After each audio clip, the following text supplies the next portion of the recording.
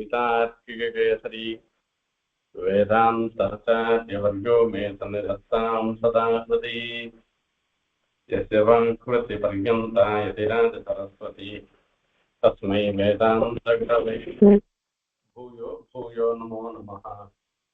विशुद्धविज्ञानघनस्वरूपं विज्ञानविश्राणनबद्धदीक्षं दयानिधिं देहभृतां शरण्यं देवं भयग्रीवमहं प्रपद्ये। वन्दे बृन्दावनचरं वल्लभी जनवल्लभं जयन्ती सम्भवं धाम वैजयन्ती विभूषणम्। श्रीमद्भागवतத்துல ஏகாதசி ஸ்கந்தத்துல அவதூதர் நிலை சக்கரவர்த்திக்கு தனக்கு 24 ஆச்சாரியார்கள் அவன் மூலமாக தான் தெரிஞ்சின்ற விஷயங்கள் எல்லாம் இது வரைக்கும் சொன்னார். அதை நம்ம பார்த்தோம். சிலதெல்லாம் ரொம்ப சுவாரஸ்யமாக இருந்துருக்கோம். நம்ம பாம்புண்டு கத்துக்கிறதுன்றது இருக்க, பாம்புண்டு நம்ம என்ன கத்துக்க போறோம்? எல்லாரும் பாம்பு பார்த்தா பயந்துட்டு தான் போயிட்டு இருக்க போறோம். இந்த பாம்புண்டு கத்துக்கிறது என்ன இருக்குன்னு எல்லாம் சொல்ல போறோம். நான் சொல்றது அதெல்லாம் தான் சொல்ல இருக்கேன். ஏன்னா பாம்புக்கு நெய்தமான ஒரு வாசஸ்தலம் கிடையாது. இங்கதான் இருக்குது அங்கதான் இருக்குதுன்றது கிடையாது. அது பாட்டுக்கு எங்க வேணா சஞ்சரிச்சுட்டு இருக்கோம். அதே மாதிரி பாம்பு தான் வீடெல்லாம் கட்டுறது இல்லை. இது யாரோ தம் வீடு கட்டி இருந்தாருனாக்கா அதுல போய் இந்த கரையான் போட்டு கட்டியிருந்தேன்னா அதுல போய் பாம்பு குத்தனா இருக்கும், அந்த பாம்பு இருக்கும். ஆகையால பாம்பு தனக்கோசரம் ஒன்றும் வளையெல்லாம் ஒன்றும் நண்டு வளையை ஏற்படுத்தும், பாம்பு போய் அதில் போய் பூந்துக்கும். இந்த மாதிரி எல்லாம் இருந்துட்டு இருக்கு. இது நம்ம சொந்தம்னு ஒண்ணு இருந்துன்னு வச்சுக்கோங்க. அப்ப நமக்கு விசாரம் வரும் போறது, இதுக்கு வரி கட்டணும், இது ஆயிடுச்சுன்னா இதுக்கு இன்னும் கொஞ்ச நாள் ஆச்சுன்னா இதுக்கு இது அப்பப்போ ரிப்பேர் பண்ணணும், இதுக்கு டேக்ஸ் கட்டணும், இதுக்கு மேல எதாவது காரியம் பரிஷ்காரம் பண்ணிட்டே இருக்கணும் அப்படின்னு எல்லாம் புத்தி இருக்கு. வாடகை வீட்டுல இருக்கவனும் இல்லை யாரதோ ஒரு ஆத்துல இருந்தான்னாக்கா அதை பத்தி விசாரமே தள்ள விடுற வரைக்கும் அவங்க விசாரப்படவே போறது இல்லை. அந்த மாதிரி பாம்பு தனக்குன்னு ஒரு வழியை ஏற்படுத்திட்டு தான் பாட்டுக்கு சுதந்திரமாக அது இருந்துருக்கு அதுக்கு. ஆகையால இது அந்த பாம்பனுடைய ஒரு நிலைன்றது இருக்க, இது அந்த மாதிரி ஒரு யோகிகளும் இருக்கணும்ன்றதுக்காக சொல்ற.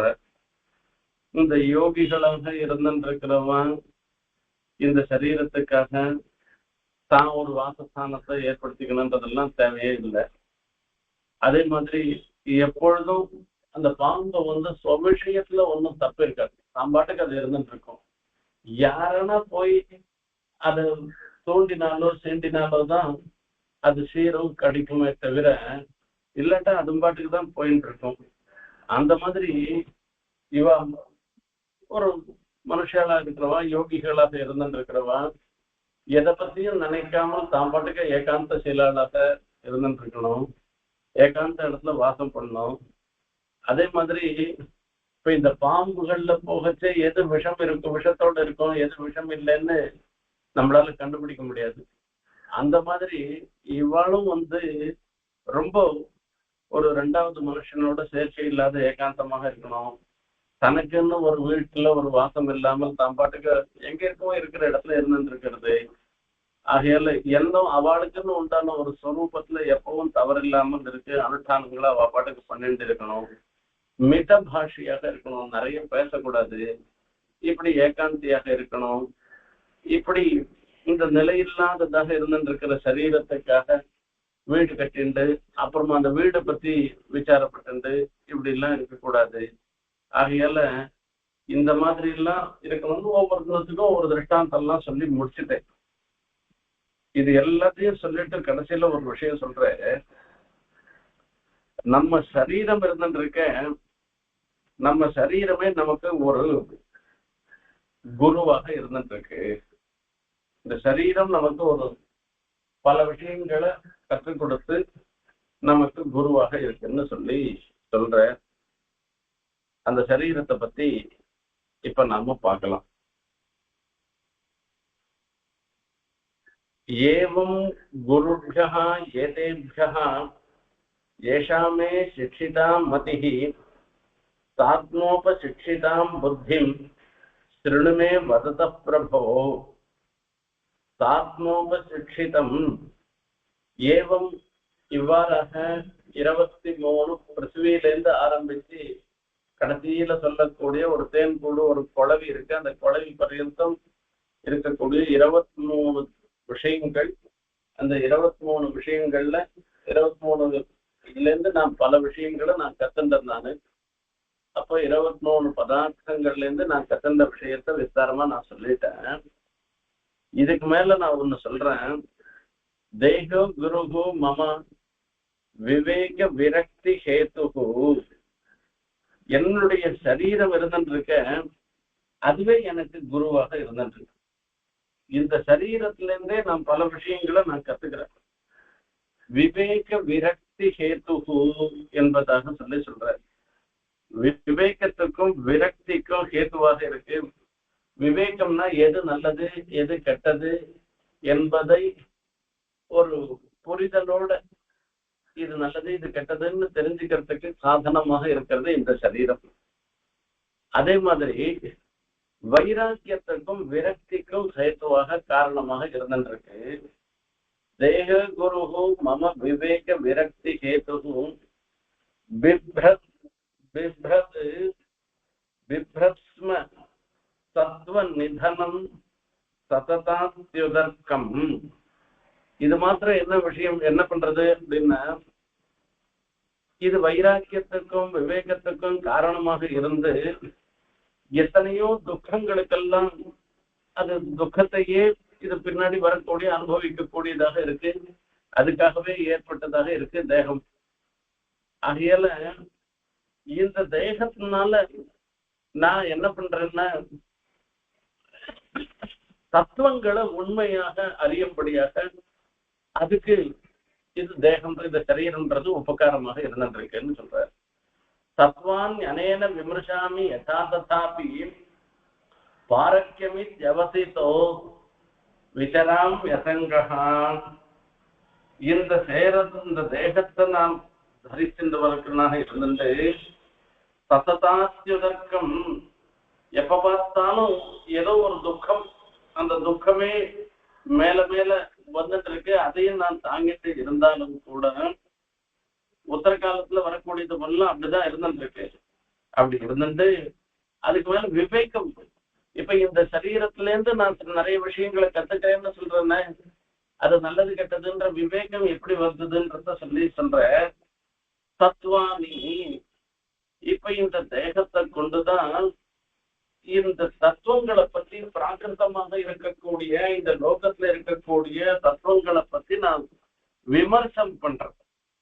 இந்த விமர்சனம் பண்றதுக்கு இதுதான் காரணமாக இருந்திருக்கு. ஆகையால தத்வான் அனேன விமர்சாமி யதா ததாபி பாரக்கியமித்யவசிதோ விதராம் யசங்கா. பாரக்கியம் இப்ப இந்த தேகம் என்ன நிலையானத? இந்த தேகம் நிலையற்றதுதான். இன்னைக்கு இல்லைன்னா ஒரு நாள் இன்னைக்கு எங்க போனோமானாக்க நாயோ நரியோ எதுக்கு எங்கேன்னு கீழே விழுந்துட்டோம்னாக்க ஏதோ நாயோ நரியோ ஏதோ ஒண்ணு சாப்பிட்டு தான் இருக்க போறது. ஆகையால இது நிலையில்லாத சரீரம்தான். அப்படி இருந்தாலும் கூட இந்த சரீரத்துக்குள்ள இருந்துட்டு நான் தத்துவ விஷயங்கள் எல்லாம் நான் தெரிஞ்சுக்கிறதுனால இந்த தேகத்துல இருந்து நான் பல விஷயங்களை தெரிஞ்சுக்கிறேன். இந்த தேகமே எனக்கு குருவாக இருந்திருக்கான்னு சொல்றேன். இப்போ இதுவே இப்ப இந்த தேகத்துல இருக்கச்சே நாம பண்ற ஒவ்வொரு காரியமுமே இந்த தேகம் நிலையற்றது. ஆகையால இது நிரந்தரமா இருக்க போறது இல்லை. இருந்தாலும் அத்யவா அப்தசதாந்தேவா மிருத்யு வை பிராணினாம் துருவகான்னு சொல்லிருக்கு. பிராணிகளுக்கு இன்னைக்கு இல்லைன்னாக்கா 100 வருஷம் கழிச்சோ என்னைக்கோ ஒரு நாளைக்கு மிருத்யுன்றது நிச்சயம்.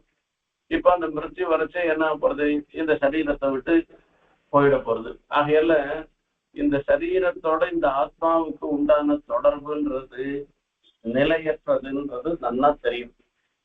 இப்படி நன்னா தெரிஞ்சுட்டு இருந்தாலும் கூட இந்த தேகம்தான் நமக்கு பலவிதமான நன்மைகளை பயக்கின்றது. இந்த சரீரமே பல நன்மைகளையும் நமக்கு கொடுக்கிறது என்பதையும் நாம தெரிஞ்சுக்கணும். அதே சமயத்துல இந்த தேகமே எல்லாம்னு நினைச்சுண்டு அந்த தேகத்தினுடைய போஷணத்துக்காகவே காரியம் பண்றதும் தப்பு. அப்பதான் அந்த விவேகம் இருக்கு. தேகத்துல பற்று இல்லாமலும் அந்த தேகத்தினால வரக்கூடிய லாபத்தை அடைபவராகவும் நாம இருக்கணும்ன்றத இந்த தேகம் நமக்கு தெரிவிக்கிறதுன்னு சொல்ற. நாம என்ன பண்றோம், இந்த தேகத்தை வச்சுட்டு நாம என்ன பண்றோம்னா, ஜாயாத்மஜார்த்த பசுபிருத்ய கிருஹாப்த வர்கானே உஷ்ணாதி. ஜாயாத்மஜார்த்த பசுபிருத்ய கிருஹாத்ம வர்கான் உஷ்ணாதி யத் பிரிய சிகீர்ஷயா விதன்வன்னே ஸ்வாந்தே சகிருத்ரம் அவருத்த தனஹ சதேஹ திருஷ்வாஸ்ய பீஜம் அவதீததி விருட்ச தர்மா. இது என்ன பண்றது, நாம இந்த புருஷன் இந்த தேகத்துக்கு நன்மையே பண்ணணும்ன்றதுக்காக அவன் பத்னி மனைவியை அடைகிறான். இந்த மனைவி மூலமாக அவனுக்கு ஒரு சுகம் வருது, இந்த தேகத்துக்கு வர சுகம் அது. மனைவி, மக்கள், வஸ்துக்கள், ஜாய ஆத்மஜ அர்த்தம். இங்க பணம் காசுன்னு சொல்றோமே, அந்த பொருள், பசு, அதுக்கப்புறமா பிருத்திய கிருஹாப்தி. நமக்கு 10 பேர் வேலை செய்யணும், எங்க 100 பேர் வேலை செய்யறான், 200 பேர் வேலை செய்யறான்னு சொல்லி வேலைக்காரன், வீடு, அதுக்கப்புறமா ஆப்த ஜனங்கள், இவெல்லாம் எனக்கு வேண்டியவா. இப்படி எல்லாம் நாம என்ன பண்றோம்னாக்கா நிறைய சம்பாதிக்கிறோம், இது எல்லாத்தையும் சேர்த்துக்கிறோம். அவளுக்கு இப்ப பிரிய சிகீர்ஷயா விதன் வந்து இது மொத்தம் இந்த தேகத்துக்கு ஒரு சௌக்கியத்தை உண்டு பண்ணணும்ன்றதுக்காக தான் இத்தனை பண்றோம். இப்ப வீடு எதுக்காக அப்படின்னா, யாரோ அதுல கொடுத்தனம் இருந்தாக்கா நமக்கு வேண்டிய சௌகரியம் எல்லாம் பண்ணிக்க முடியாது. நமக்குன்னே சொந்தமா இருந்துட்டோம்னாக்கா நமக்கு வேண்டிய சௌகரியத்தெல்லாம் நாம பண்ணிக்கலான்ற ஒரு புத்தியோட வீடு போகணும்னு நினைக்கிறோம். நம்ம மனைவி, நம்ம பசங்க என்றெல்லாம் சொல்லிக்கிறோம், நம்ம சேர்ந்தவா, இப்படி எல்லாரையும் நாம சேர்த்து வச்சுக்கிறோம். இது எல்லாத்தையும் சேர்த்து வச்சுக்கிறது, பணம் காசு எல்லாம் சேர்த்து வச்சுக்கிறது எதுக்காகன்னா, இந்த தேகத்துக்கு ஒரு சுகம் வரணுன்றதுக்காக தான் இவ்வளவும் நாம பண்றோம். சரி, இவ்வளவு சொல்றங்களே, இந்த தேகம் நிலையா இருக்க போறதா என்ன கேட்டா, இந்த தேகம் நிலையில்லைன்றது எல்லாருக்கும் தெரியும். யார் யாரெல்லாம் வீடு போகணும், வாசல் போகணும், இப்படி பணம் சம்பாதிக்கணும், இப்படி பண்ணணும், அப்படி பண்ணணும்னு நினைக்கிறாளோ அவ மொத்த பேருக்கும் தெரியும் இந்த தேகம் நிலையற்றது. ஒரு நாள் இல்லைன்னா ஒரு நாள் அது நாசத்தை அடைஞ்சுதான் ஆகணும். ஆயுசு முடிஞ்சிட்டோம்னாக்கா இந்த சரீரத்தை விட்டு இந்த ஜீவாத்மா போயிட போறது, இந்த சரீரம் நம்மளோட இருக்க போறதுன்னு தெரியும். அது நல்லா தெரிஞ்சுட்டு தான் இருந்துருக்கு. ஆனாலும் கூட இருக்கிற நாள்ல இந்த தேகத்தை எப்படியோ ரட்சிக்கணும், அதுக்கு சுகத்தை உண்டு பண்ணணும் என்கிற எண்ணம் நமக்கு வந்துருக்கு. சரி, இதனால என்ன தெரிஞ்சுக்க போறோம் அப்படின்னா, இன்னும் கூட ஒரு விஷயத்துல இந்த தேகம் மூலமாக இருக்கு. இந்த தேகத்துக்குள்ள ஆத்மா இருந்துட்டு இருக்கச்சே அவன் எப்படி எப்படி எல்லாம் கஷ்டப்படுறான்றத பாருங்க. அவன் என்ன பண்றான், இந்த ஆத்மா இருக்கச்சே இந்த தேகத்தை ஒரு புருஷன் இருந்துட்டு பல மனைவிகள் இருந்தாக்கா எப்படி எல்லாம் கஷ்டமா இருக்குமோ அவ்வளவு கஷ்டப்படுறானா இந்த தேகத்துல இருந்துட்டு. ஜிஹ்வா ஏகதா அமும் உபகர்ஷதி கர்ஹி தர்ஷா சிஷ்ணஹ அன்யதஹ உதரம் ஸ்வக்கு உதரம் சிரவணம் குதச்சித் தியானஹ அன்யதச்ச. பலவருக்கு கொச்ச கர்மசக்தி பக்யஹ தபஸ்ய இவ கேகபதிம் லுனந்தி. இந்த தேகத்துக்கு பதியாக இருந்திருக்கிற, இந்த தேகத்துல இந்த ஜீவனாக தேகத்தோட சம்பந்தப்பட்டிருக்கிற இந்த ஜீவனை ஒரு பல மனைவிகள் இருந்தாக்கா ஒரு புருஷன் என்ன பாடுபடுவானோ அத்தனை பாடும் ஏற்படுறதுதான். நாக்கு என்ன பண்றது, தனக்கு ருச்சியா இருக்கிற வஸ்துவை வேணும், அதை எப்படி சம்பாதிச்சு கொடுப்பியோ அதை நீ சம்பாதிச்சு கொடுன்னு நாக்கு கேட்கறது ஒரு பக்கத்துல இருக்கு. இன்னொரு பக்கத்துல தாகமா இருந்துருக்கு, முன்ன தீர்த்தம் கொண்டு வா அப்படின்னு சொல்லி அது ஒரு பக்கத்துல இழுக்கிறது.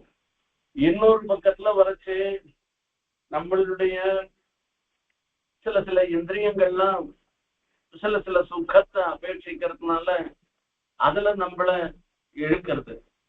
அதே மாதிரி இந்த சர்மா தோல் என்ன பண்றது, அது சில சுகத்தை அபேட்சிக்கிறது. இது ஒரு மென்மை குளிர்ச்சி அப்படின்ற அந்த சுகத்தை அபேட்சிக்கிறதுனால அது ஒரு பக்கம் இழுக்கிறது. வயிற இது அன்னம் பசிக்கிறது சாப்பிடணும், அதுக்கு முன்ன காரியத்தை பாரு மீதி காரியத்தை அப்புறம் பாருன்னு வயிறு நம்மளை பிடிச்சி இழுக்கிறது. காது என்ன பண்றது, இந்த பாட்டு கேட்கணும் அந்த பாட்டு கேட்கணும் இது கேட்கணும் அது கேட்கணும்னு சொல்லி அது ஒரு பக்கம் இழுக்கிறது. இப்படி ஒவ்வொரு இந்திரியங்களும் ஒவ்வொரு பக்கமாக இந்த தேகியாக இருந்திருக்கிற ஆத்மாவை எடுக்கிறது. இது எப்படி இருக்குன்னாக்கா, ஒத்தருக்கு அந்த சபத்னிகளாக இருந்திருக்கிற ஒருவனுக்கே பல மனைவிகள் இருந்தாங்கனாக்கா ஒவ்வொருத்தர் ஒவ்வொரு மாதிரியா இவனை பிடிச்சு இழுத்துட்டு இவனை அலகடிக்கிற மாதிரி இந்த இந்திரியங்கள் மொத்தம் இந்த இந்த தேகத்தோட இருந்திருக்கிற இந்திரியங்கள்லாம், தேகத்தோட சேர்ந்திருக்கிற இந்திரியங்கள்லாம் ஜீவனை அலைக்கழிக்கிறது. இதுதான் நாம பார்த்துட்டு இருக்கோம். ஆனாலும் இந்த சரீரம் என்ன பண்றதுன்னா விருக்ஷ தர்மத்தை அனுஷ்டிக்கிறதுன்னு சொல்றாரு.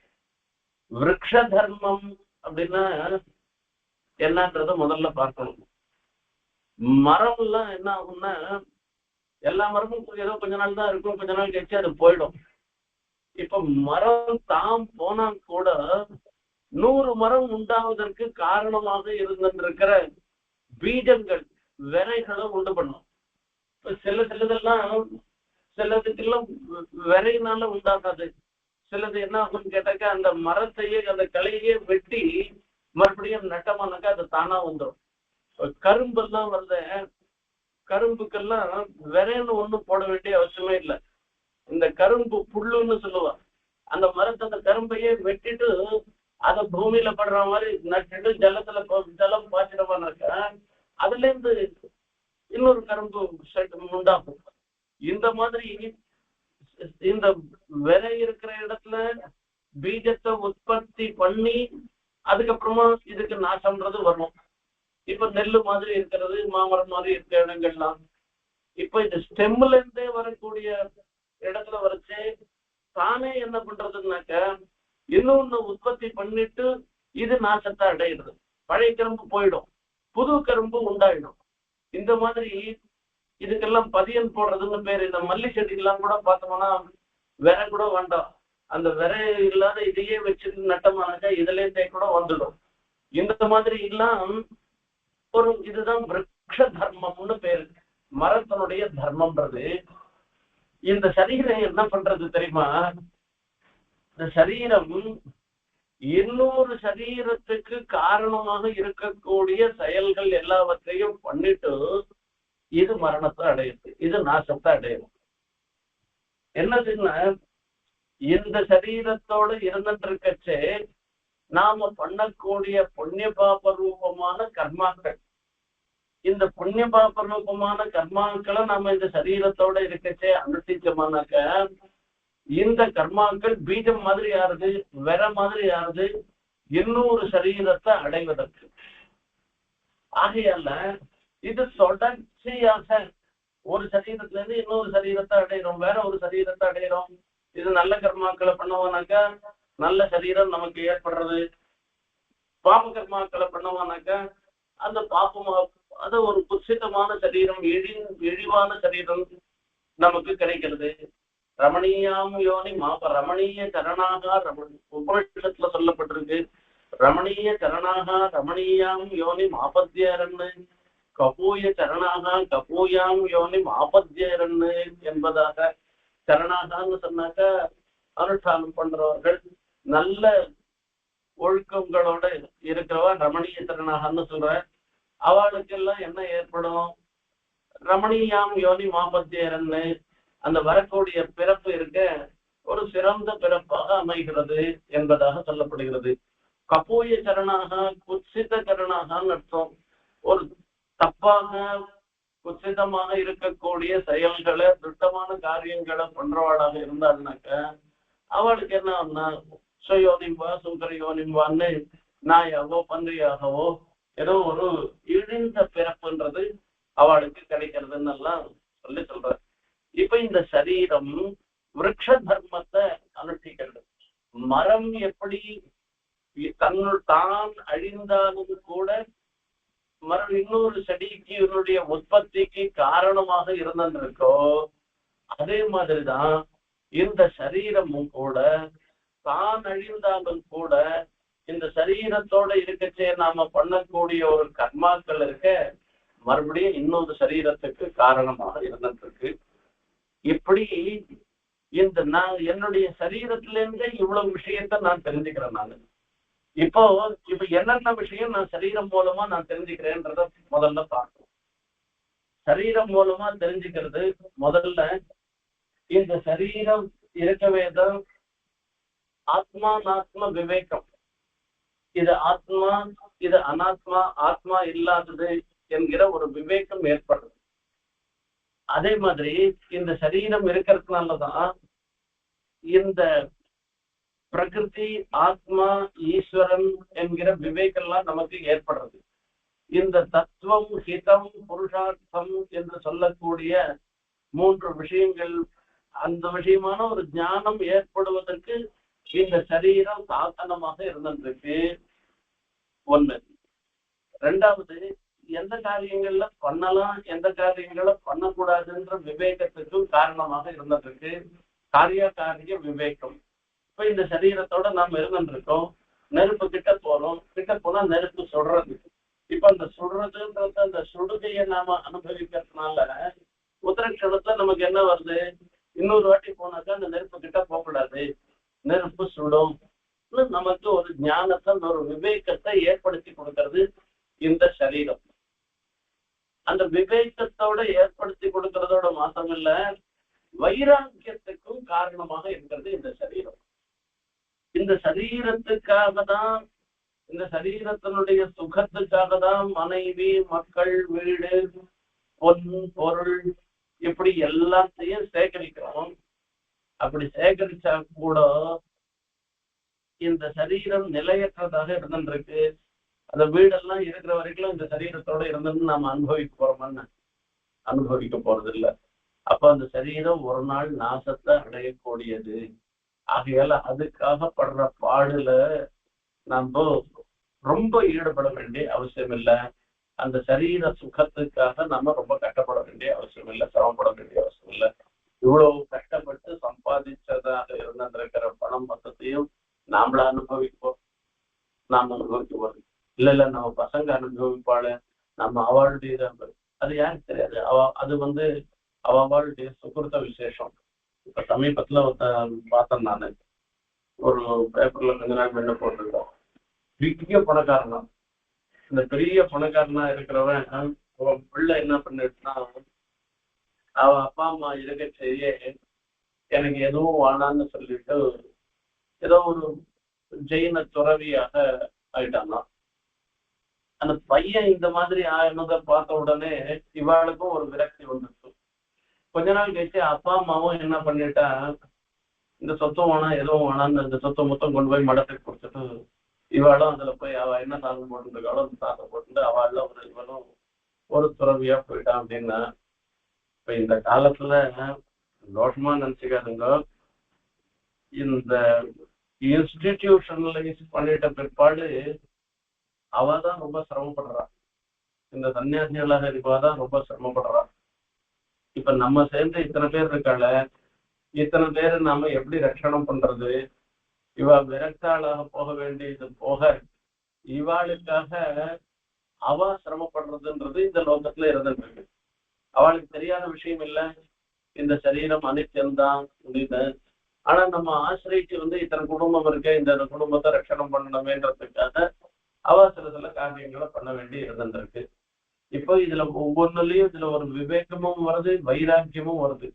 ஒரு நிலையற்றதாக இருக்கக்கூடிய சரீரத்துக்காக இவ்வளவு காரியங்களை நாம பண்ணணுமா ஆகையால இது எதுவுமே வேணாம், எப்படி ஈஸ்வர சங்கல்பம் யாரை எப்படி நடத்திக்கிறானோ அப்படி நடத்திக்கிறோம். இப்ப நம்மளை நம்பியா எல்லாரும் பகவான் சிருஷ்டி பண்ண அவளுடைய புண்ணிய பாப்பானுகுணமா அவன் சிருஷ்டி பண்ணிருக்கேன். அப்ப அந்த புண்ணிய பாப்பானுகுணமான சிருஷ்டி பிரகாரத்துக்கு அவன் புண்ணியம் பண்ணியிருந்தான்னாக்கா சுகம் வரப்போறது, பாப்பம் பண்ணியிருந்தான்னா துக்கம் வரப்போறது.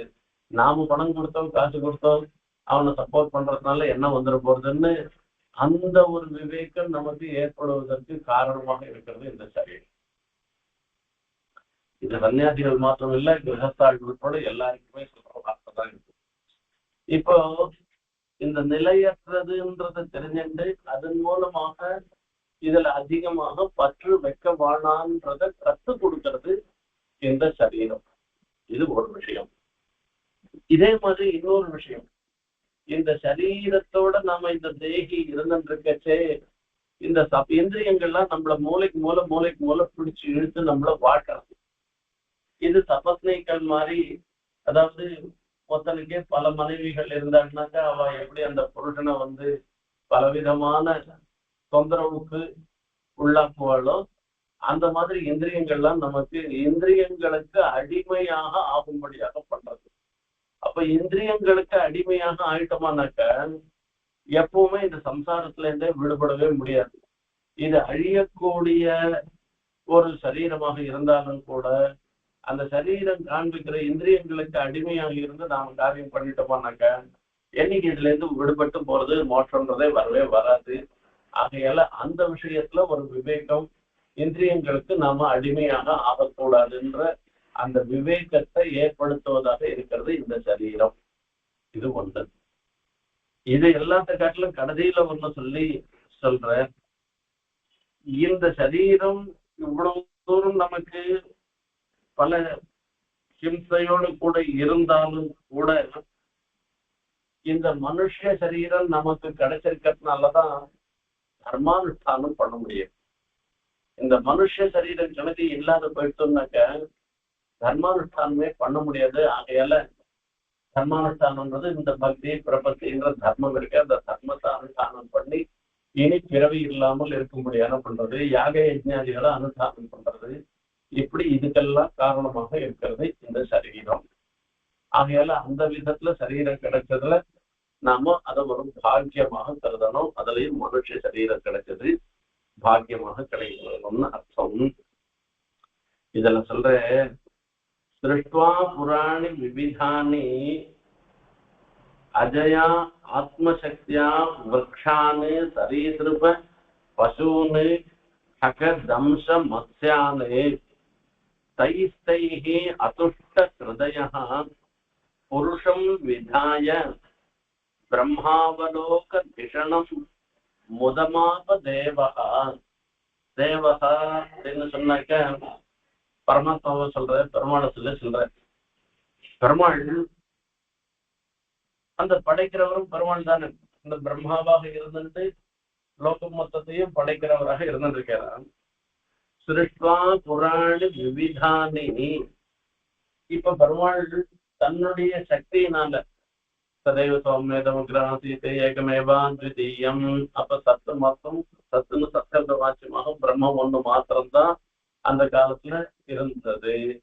சதைக்ஷத பகுத்யாம் பிரஜாயேதி சத்தேஜோ பிரஜத. சதைக்ஷத அந்த பிரம்மம் சங்கல்பம் பண்ணிட்டு என்ன பகுத்யாம் பிரஜாயேய நாம் பலவாக ஆக்கிடவோம்னு அந்த சிருஷ்டி பண்ணணும்னு அது சங்கல்பம் பண்ணிட்டு, அது சங்கல்பம் பண்ணின உடனே பலவாக தேஜஸ் முதல்ல தேஜஸை சிருஷ்டி பண்ண, அப்புறமா ஜலத்தை சிருஷ்டி பண்ண, அப்புறமா பிருத்திவியை சிருஷ்டி பண்ண, அப்புறமா திருவிஸ்கரணம் இது மூணையும் ஒன்னாக்கி, அதாவது ஒரு பாகம் ஒரு ஒரு புத்தம் மீதி ரெண்டு பாகம் மீதி ரெண்டு அந்த மாதிரி ஆக்கி எல்லாத்தையும் சேர்த்து இப்படி எல்லாம் பண்ணி ஒரு படைப்புன்றது பண்ணலாம். இப்படி பண்ணின பிற்பாடு ஜீவனை அந்தந்த சரீரத்துல சிருஷ்டி பண்ணணும், ஜீவ சிருஷ்டி பண்றேன். அப்படி ஜீவ சிருஷ்டி பண்ணச்சே முதல்ல பெருமாள் என்ன பண்றேன்னு சிருஷ்டி பண்ணச்சே பல பிரகாரமான சிருஷ்டி. ஒரு மரம் மாதிரி, இப்ப அந்த மரத்துலயும் ஜீவன் இருக்கு. அப்ப விருட்சங்களை சிருஷ்டி பண்ணிடலாம். விருட்சங்களை சிருஷ்டி பண்ணோம்னாக்க அதை ஒருத்தன் வெட்டுறான், வெட்டினா வலிக்கிறதுன்னு சொல்ல தெரியறதா இல்ல.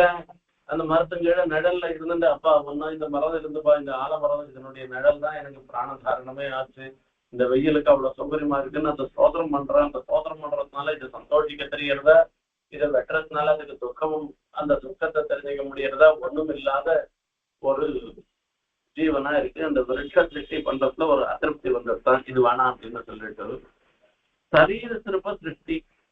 சரீர சிற்பம்ன்றது ஊர்வன இப்படி இப்படியே ஊர்ந்து போறது. அதுக்கு ஓரளவு இந்த விருட்சத்தை பேசிட்டு விருட்சம் ஒரே இடத்துல இருந்துருக்கு. இது ஊருக்கு செல்லக்கூடிய பாம்பு மாதிரி இருக்கிறது இருக்கு. இது பல இடங்கள்ல போகக்கூடியதாக இருக்கிற அப்படின்னால இந்த சரீர சிற்பங்களை திருப்தி பண்ணி பார்த்தானா அதுலயும் திருப்தி படலையா அவ. அதுக்கப்புறமா பசுக்கள், இந்த மாடு எல்லாம் திருப்தி பண்றாரு. பசுன்ற சப்தம் இருக்க சதுஷ்பா பசவகான்னு 4 கால்களோட இருக்கக்கூடிய பிராணிகள்லாம் பசு சப்தத்தினால சொல்லப்படுபவை. ஆகையால இப்ப மாடு, குதிரை, ஆடு, இந்த மாதிரி இருக்கக்கூடிய ஜந்துக்கள் எல்லாம் சிருஷ்டி பண்ண. அந்த சிருஷ்டி பண்ணா கூட இதுகளால வேதாத்தியனம் பண்ண முடியுமா? என்னதான் பண்ண முடியும்? ஒண்ணும் பண்ண முடியாது. அதது சாப்பிடுறது, அதது பிள்ளை குழந்தை பத்துக்கிறது, அதுக்கு ஒரு நிலைப்பாடு, அதாவது ஆகாரம் சாப்பிடுறது, நித்திரை, அதனால் பயம், மைசோனம், இதெல்லாம் காமன் பொதுவாக இருந்துருக்கு. அப்படி அந்த ஜந்துக்கள்லாம் இருக்கா, அதுலயும் திருப்திப்படலையா.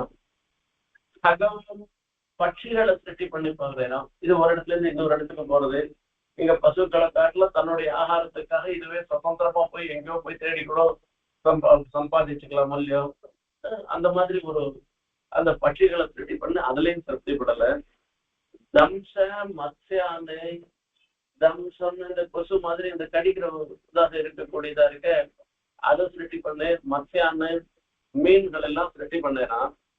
அதுஷ்ட கிருதயா, இதெல்லாம் சிருஷ்டி பண்ணினதுனால சரி நாம ஏதோ இதுகள் எல்லாம் சிருஷ்டி பண்ணோம், இதுகளுக்கு ஒரு நல்லது ஏற்படுத்திட்டோம், இந்த ஜீவனுக்கு நல்லது ஏற்படுத்திட்டோம்ன்ற ஒரு எண்ணம் ஏற்படலையா, அவருக்கு சந்தோஷம் ஏற்படலையா. தைஸ்தைஹி அதிருஷ்ட கிருதயா புருஷம் விதாய பிரம்மாவலோக திஷணம் ஆபதேவா. அப்ப என்ன பண்ணா, மனுஷனாக சிருஷ்டி பண்ண. அந்த மனுஷ சிருஷ்டி பண்ண உடனே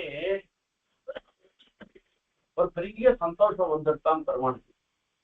ஏன் மனுஷ சிருஷ்டியில அவ்வளவு விசேஷம் என்ன இருக்குன்னா, ஆத்மஸ்வரூபத்தை தெரிஞ்சுக்க முடியறது, பிரம்மத்தை தெரிஞ்சுக்க முடியறது. அந்த பிரம்மத்தை எப்படி அடையிறது, அதுக்கு என்ன உபாயம், எது புருடார்த்தம் என்று தத்துவகித புருடார்த்தங்களை அறியக்கூடியதாக இருந்திருக்கிற மனுஷ சரீரத்தை படைச்சி சரி இந்த ஜீவனுக்கு நாம நல்லது பண்ணிட்டோம், இந்த ஜீவன் இந்த மனுஷ சரீரத்தோட சம்பந்தப்பட்டதுன்னாக்க இவன் தத்துவகித புருடார்த்தங்களை தெரிஞ்சு அது மூலமாக பக்தி பிரபத்தி என்ற உபாயத்துல ஈடுபட்டு அவன் இந்த சம்சாரத்துல இருந்து விடுபட்டு மோட்சத்தை அடைஞ்சு சதா பசியந்தி சூரியகான்ற நிலையில எப்பவும் கைங்கரியம் பகவத் கைங்கரியம் பண்ணக்கூடியதாக இருந்திருக்குவான். அந்த ஒரு ஆனந்த அனுபவம்ன்றது இவனுக்கு ஏற்படும். அதுக்கு சாதகமாக அதுக்கு காரணமாக இருக்கக்கூடிய இந்த மனுஷ சரீரத்தை நாம படைச்சிட்டோம்னு அந்த தேவனுக்கு ஒரு சந்தோஷமா. லப்தாது துர்லபமிதம் பகுசம்பவாந்தே மானுஷ்யமதீரா. நமக்கெல்லாம் இந்த மனுஷ சரீரம் கிடைச்சிருக்க, இத நினைச்சு நாம பெருமைப்படணும் என்பதாக சொல்லி சொல்ற. லப்தா சுதுர்லபமிதம், அரிதறிது மானிதராய் பிறப்பதறிது. இது ஔவையாருடைய வார்த்தை. இந்த மனுஷ ஜென்மன்றது அவ்வளவு சுலபமானது இல்லை. இது எவ்வளவோ ஜென்மங்களுக்கு அப்புறமா இந்த மனுஷ ஜென்மன்றது நமக்கு கிடைச்சிருக்கு. சுதுர்லபம் இதம் பகுசம்பவாந்தே. பகுசம்பவாந்தன எத்தனையோ பிறவிகளுக்கு பிறகு இது கிடைச்சிருக்கு. மானுஷ்யமதமனித்யமபீஹதீரா. சரி, இந்த மனுஷ சரீரம் இருக்க இது நிலையானதா இல்ல. இந்த மனுஷ சரீரமும் அனித்தியம், நிலையற்றது. அதுக்குள்ள என்ன பண்ணணும் அப்படின்னா பூர்ணம் யதே தனபதே அனுபிருத்யாவது நிஸ்ரேயசாய விஷய खलु सर्वतस्यात् மகதா புண்ணிய பண்ணியன கிரீதேயம் காயனௌ. இந்த மனுஷ சரீரமாக இந்த சரீரமானது இது ஒரு ஓடம். இது எவ்வளவோ எத்தனை ஜென்மமாகவோ நாம பண்ணின புண்ணியங்கள் எல்லாவற்றையும் அடகு வைத்து இந்த மனுஷ சரீரன்றது நமக்கு கிடைச்சிருக்கு. கிரீதேயம் காயனோ. சரி, அப்ப நம்ம என்ன பண்ணணும்னா, இந்த ஓடம் இந்த கட்டுமரம் இருக்க, இது பிச்சுட்டு போறதுக்கு முன்ன யாவன்ன பேத்தியத்தை, இது கொஞ்ச நாள் தான் இருக்க போறது. கொஞ்ச நாள் கழிச்சு இந்த மனுஷ சரீரம் போயிட போறது. அதுக்குள்ள எந்த நல்ல காரியமோ அந்த நல்ல காரியத்தை பண்ணி இந்த சம்சாரத்துல இருந்து விடுபடுவதற்கு உண்டான பக்தி பிரபத்தி ரூபமான உபாயங்களை அனுஷ்டிச்சு அது மூலமாக சம்சார நிவர்த்திக்கு உண்டான காரியங்களை பண்ணணும். அந்த ஓடம் நல்லா இருக்கிறதுக்குள்ள எவ்வளவு சீக்கிரம் முடியுமோ அவ்வளவு சீக்கிரமாக இந்த கரையை கடக்கிற மாதிரி இந்த சம்சார நிவர்த்திக்கு இந்த சரீரம் மனுஷ சரீரம் கிடைச்சிருக்கிறது எவ்வளவோ எத்தனையோ புண்ணியங்கள்லாம் பண்ணிதான் இது கிடைச்சிருக்கு. அந்த புண்ணியம் மொத்தத்தை அடகு வச்சு வந்தது இது. இந்த சரீரம் அழிவதற்கு முன்ன நாம நல்ல காரியத்தை பண்ணி பக்தி பிரபத்தின்னு சொல்லக்கூடிய அவரவர்களுக்கு உண்டான அதிகாரமாக உபாயத்துல நாம மூழ்ந்து மோட்சத்துக்கு சாதனமான அந்த உபாயத்தை அனுஷ்டிச்சு எம்பெருமான அடைவதற்கும் அந்த பரம புருஷார்த்தமாக இருக்கிற கைங்கரியத்தை பெறுவதற்கும் வழி வகுத்து கொள்ள வேண்டும். அததான் சொல்றேன். பூர்ணம் யதே தனபதே நபதே தனுவ்ருத்யுயாவத் நிஸ்ரேயசாய விஷயः खलु सर्वतस्यात् एवं सञ्जात वैराग्यः विज्ञानालोक आत्मनि विचरामि महीमेनां मुक्तसङ्गो नहङ्कृति.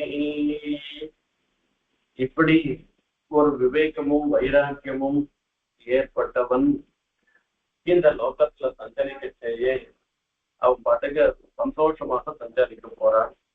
அனகங்கிருதிக்கு தான் பண்றது அப்படின்னு தன்னுடையதுன்ற ஒரு எண்ணம் இல்லாமல் அவன் இங்க சஞ்சாரம் பண்ணிட்டு இருந்தான்னாக்க, அந்த எதோடையும் பற்று இல்லாமலும் இப்படி எல்லாம் சஞ்சாரம் பண்ணான்னாக்க இங்கேயே மோட்சத்துல பெறக்கூடிய ஐஸ்வர்ய ஆனந்தத்தை இங்கேயே அடைவனாக இருக்கான்.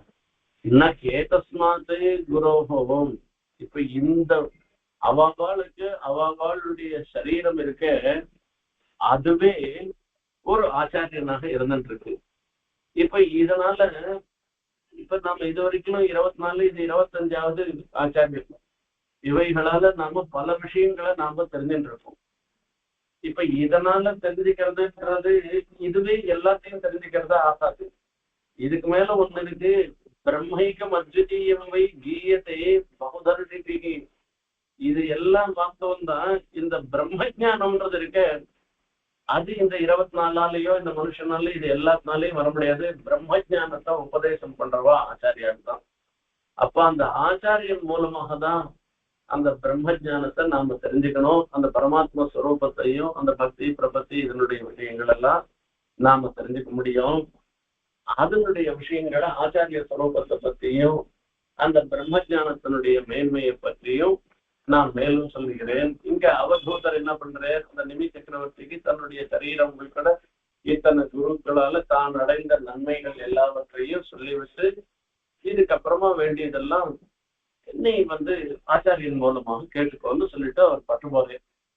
இதனால இப்ப அவதூதரே தன்வந்திரியினுடைய அவதாரம் ஆகையால தன்வந்தரி ஸ்வரூபமாக இருக்கிறபடினால அவரை வழிபட்டு அந்த ராஜா எல்லாருக்கும் அவருக்கு உண்டான சர்க்காரம் எல்லாம் பண்ணி அவரை அனுப்பிச்சு வச்சிடறான்னு சொல்லி இந்த இடத்துல சொல்லி முடிகிறேன். ஆகையால பிரம்ம ஜானத்துக்கு முன்பு வரக்கூடிய விவேகத்துக்கும் வைராக்கியத்துக்கும் இந்த 24, 25 காரணமாக இருக்கின்றன. பிரம்ம ஜானம்ன்றது எம்பெருமானால ஆச்சாரிய முகமாக அறிய வேண்டியது என்பதையும் இதன் மூலமாக தெரிவிக்கிற. நமக்கும் இப்படிப்பட்ட குருக்கள் மூலமாக விவேகமும் வைராக்கியமும் ஏற்பட்டு ஆச்சாரிய கடாட்சத்தினால அந்த பகவத் ஸ்வரூபமும் விளங்கும்படியான ஒரு பாக்கியம் கிடைக்க வேண்டும்னு பிரார்த்தனை பண்ணிட்டு இந்த உபன்யாசத்தை நிறைவு செய்கிறேன். கவிதார்க்கிக சிம்ஹாய கல்யாண குணசாலினே ஸ்ரீமதே வெங்கடேசாய வேதாந்த குரவே நமः.